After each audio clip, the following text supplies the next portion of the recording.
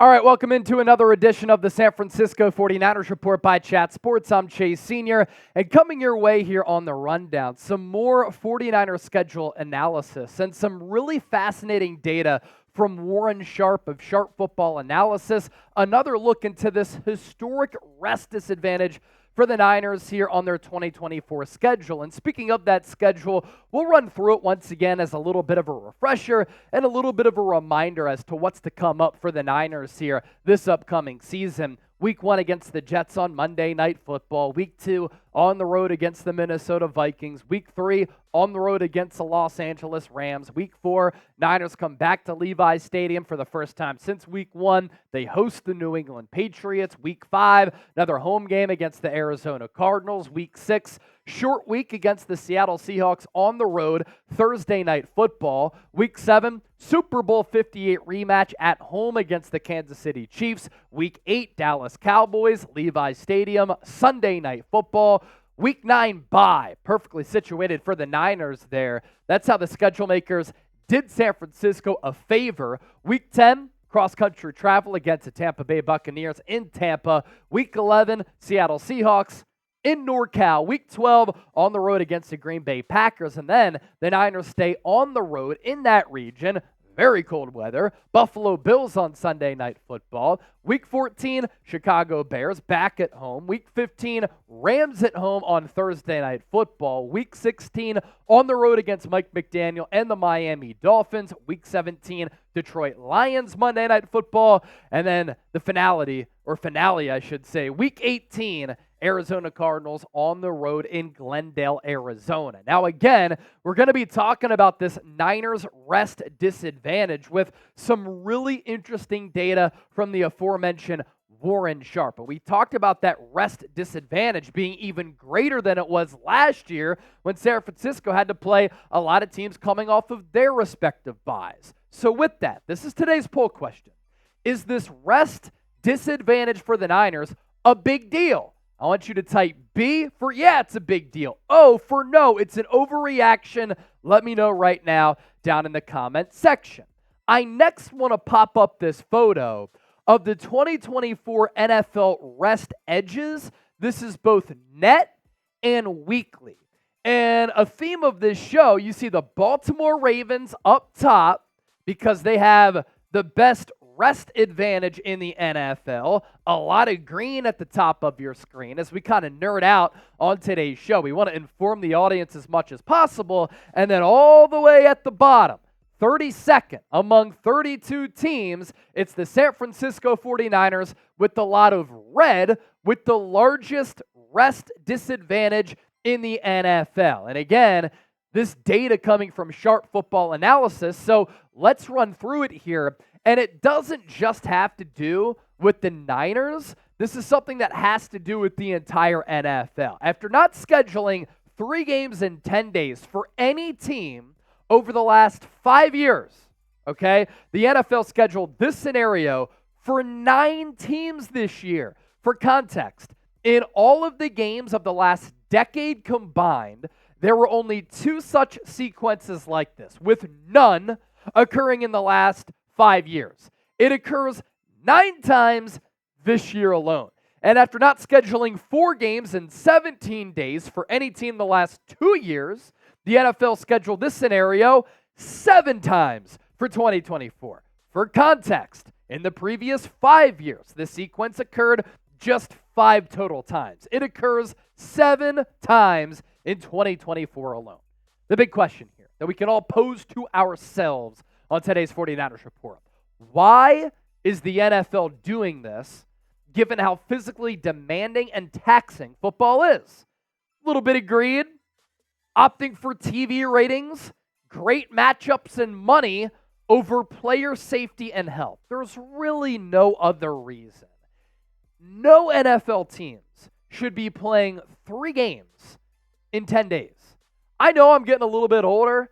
I run every single day, got my running streak closing in on 400 days. I'm in pretty good shape. If I go out and play some pickup basketball because I'm operating and activating some fast twitch muscles that I haven't activated in a little while, I'm like pretty sore for a couple of days. Of course, I'm not a professional athlete, But think about playing 3 football games in 10 days if you're a defensive lineman, offensive lineman, clashing heads on every play pretty much, a running back taking that beating, and overall just playing football 3 times in 10 days. In-game action. When bullets are flying, you're running at full speed, full physicality. It's a lot here.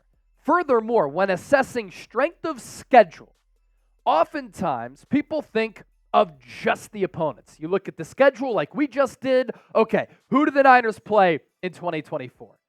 But there's a couple of different factors here that we should be entering into the equation. Strength of scheduled opponent, of course, but the difficulty of scheduled timing. And this is where the Niners kind of get screwed in, but we also have to factor this in. Is the team at a rest disadvantage in a game compared to their opponent? For the Niners, oftentimes this year, how many days do they have to prepare for their game? How many days does their opponent have to prepare for that matchup? Are they coming off a road game on a short week? Is their bye week edge negated? So when we factor those things in, the NFL, ladies and gentlemen, really did no favors for the Niners, and we're going to dive into that coming up here in just a second. First, if you want your Ricky Pearsall jerseys, they're available at chatsports.com/Pearsall. If you want another Niners jersey, you can also utilize that link, and there are a bunch of jerseys available right now for sale. You can still use that link, which is down below in the show notes, as well as in the comment section of this video. Pearsall going to be rocking the number 14. He was at the NFLPA Rookie Premiere in Southern California over the weekend. You can look at my Instagram page at Chase_Senior for your first official look at Pearsall in a Niners jersey like this one here to my right. Back to the Niners' rest disadvantage. And you compare them when they're 32nd with that team that I noted earlier, the Baltimore Ravens at number 1.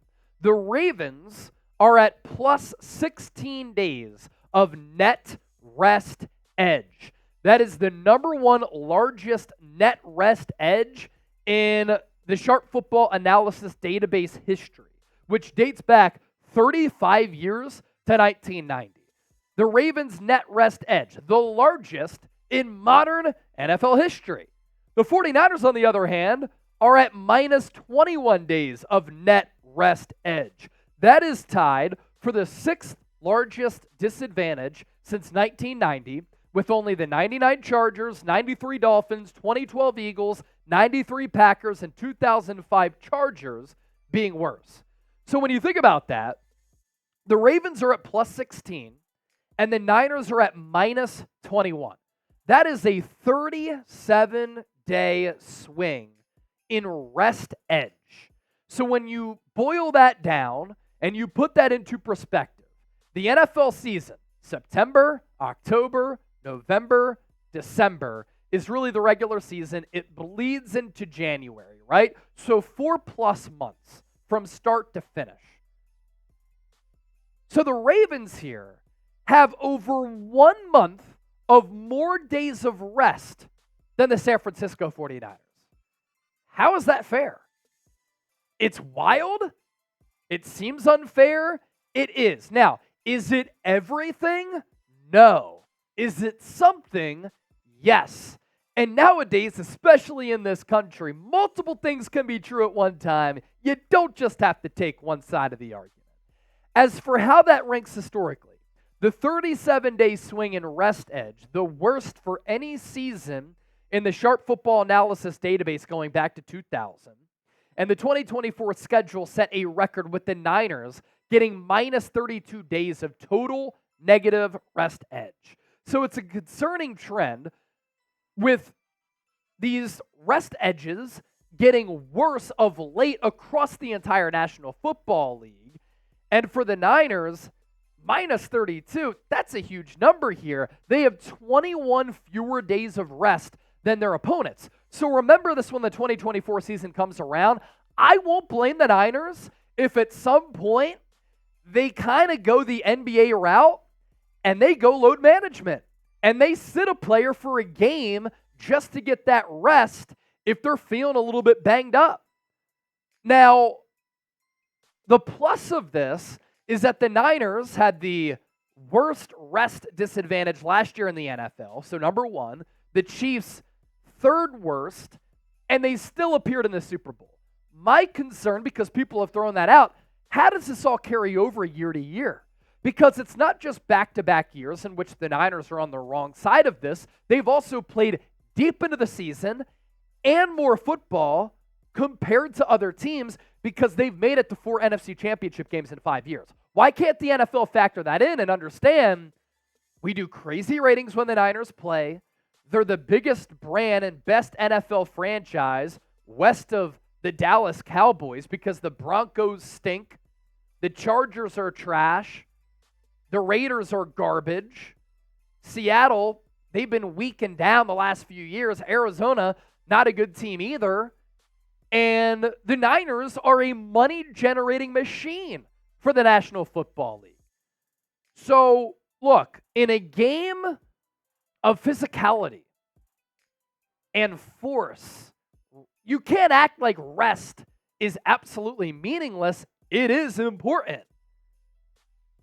Furthermore, when you look at how the Niners fared last year against teams that were coming off buys, the data also very interesting and notable here.